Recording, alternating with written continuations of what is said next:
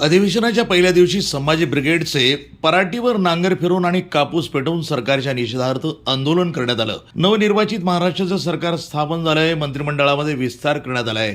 मुख्यमंत्री आणि 2 उपमुख्यमंत्री यांनी नागपूरमध्ये मोठ्या थाटामध्ये शपथविधीचा कार्यक्रम ठेवला आणि 16 डिसेंबरपासून हिवाळी अधिवेशनाला नागपूर इथं सुरुवात झाली आहे। विदर्भात नेहमीच हिवाळी अधिवेशन घेतलं जाते आणि विदर्भाच्या शेतकऱ्यांच्या तोंडाला पाणी पुसून महाराष्ट्राचे सर्व मंत्री 8 दिवस विदर्भाच्या पैशावर मौज मारतात, पण विदर्भाचा कुठलाही प्रश्न सोडवला जात नाही आणि यवतमाळमध्ये शेतकरी आत्महत्या दिवसेंदिवस वाढत आहेत, त्यासाठी कुठलीही यंत्रणा सरकार राबवत नाही। अधिवेशनाच्या पहिल्या दिवशी संभाजी ब्रिगेडकडनं बोधगव्हाण इथं शेतकऱ्याच्या कापसाला, तुरीला आणि सोयाबीनला भाव नसल्यामुळं कापसाची होळी करून उभ्या पराटीवर नांगर फिरवून निषेध करण्यात आला। जर कापसाला आणि सोयाबीनला या सरकारनं योग्य दर दिला नाही तर उद्या हाच नांगर त्यांच्या बंगल्यावर सुद्धा फिरवू, असं संभाजी ब्रिगेडचे जिल्हाध्यक्ष सूरज खोब्रागडे यांनी खडसावून सांगितलंय। त्यांच्यासोबत गावातील इतर शेतकरी आणि संभाजी ब्रिगेडचे पदाधिकारी मयूर मिसाळ, सूरज पाटील, अनिकेत मेश्राम, गजानन चेके, माजी सरपंच गजानन आत्राम, नितेश महापुरे, राम महोदय, संदीप मेश्राम, अण्णा, नारायण कुरसुंगे आदी गावकरी मंडळी यावेळी उपस्थित होती।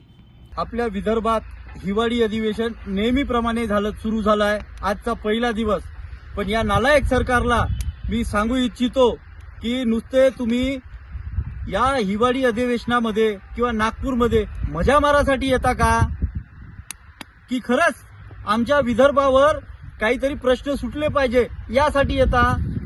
नेहमीच आहे इथे याची मजा मारायची 8-10 दिवस आणि अधिवेशन बंद करायचं, पण हे यावेळेस चालणार नाही।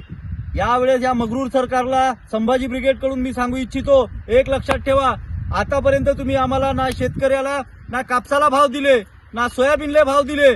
आम्ही 3200 रुपयाची 30 किलोची थैली पेरतो आणि 3600 रुपये क्विंटलनं तुम्हाला सोयाबीन विकतो। हे आमच्यावर अन्याय आहे की नाही? जर आम्हाला लागवडीसाठी कमीत कमी 10,000 रुपये कापसाला भाव मिळाला पाहिजे। या सरकारने यावेळेस या कापसाला कमीत कमी 6 ते 7,000 रुपये भाव देऊन राहिले।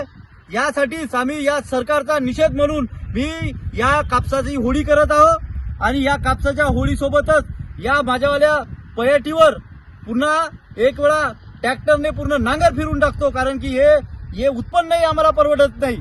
या उत्पन्नाच्या हिशोबानं जर पाहतो म्हटलं तर रोजंदारी सुद्धा देणे होत नाही।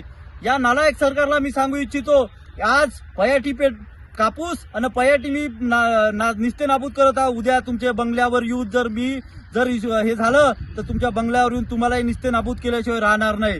या सरकारचा मी जाहीर निषेध